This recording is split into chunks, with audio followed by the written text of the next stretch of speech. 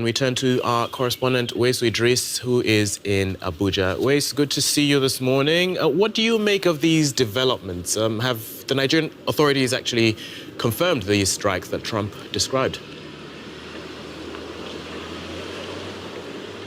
Yes, the Nigerian government has confirmed that the strike happened in coordination with the U.S. It says that it's part of its own cooperation with the U.S. in trying to tackle the insecurity in Nigeria. AFRICOM, which is the African Command, said the attacks happens with its coordination, and they have eliminated some ISIS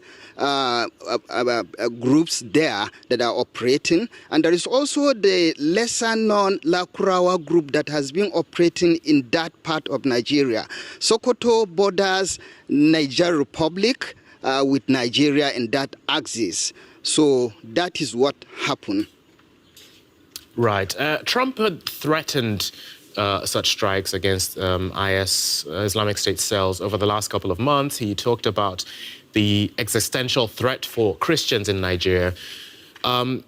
Is this violence that's been shaking Nigeria for years actually linked to religious tensions? Well, not directly linked to religious tension, but it sparked religious controversy and tension of recent, because we've seen how some Christian leaders went to the U.S., lodged a complaint, and seek for the U.S. assistance, which was the initial problem when the U.S. focused more on Nigeria. The Christians are saying a lot of them are being eliminated, that there is a genocide going on. Well, on the other part, the Muslims are saying no. The number of casualties are more with the Muslims, because if you look at the Northwest, which comprises Sokoto, Zamfara, Kebbi, and partly Kano, you see that it's densely populated by Muslims. But there are also killings in Benue and Plateau, which is densely populated by Christians, and this thing is still ongoing, it's still being reported, but the government kept saying that they are doing their own best to see how they tackle the situation. So this is a case of groups that are targeting, as you're saying, groups that are targeting both Christians and Muslims. But I mean, it's early morning there in Nigeria. How have locals been reacting to this news as they wake up to hear that the U.S. has carried out strikes in Nigeria?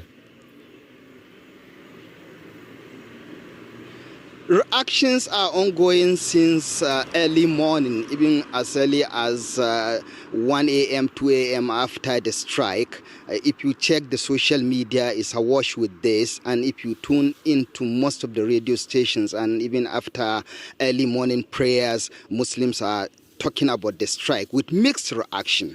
A lot of people see it.